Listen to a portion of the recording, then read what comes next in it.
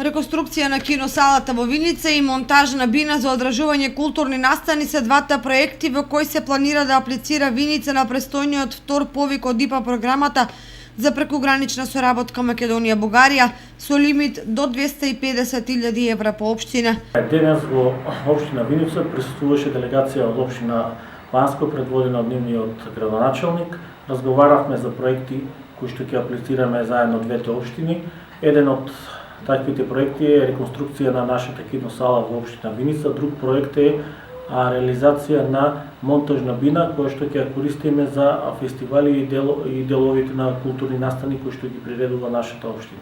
Градоначалникот на Банско Ѓорги Икономов средбата во Виница искористи за проширување на соработката во областа на гасификацијата.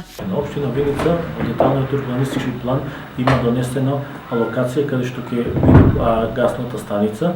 Значи предвидени се такви проекти, меѓутоа мораме да ги видиме законите кои што се предвидени од наша страна, од страна на Република Македонија, пред се бидејќи знаеме дека до крајот на оваа година треба да се изгради и гасоводот до Штип. Се надеваме дека следната година ќе има крак и до општините Кочани и Виница. Виница и Банско како збратимени општини веќе имаат позитивни искуства во реализација на заеднички проекти од областа на туризмот, со кој пред неколку години беше подобрена инфраструктурата на Виничко кале со асфалт и осветлување.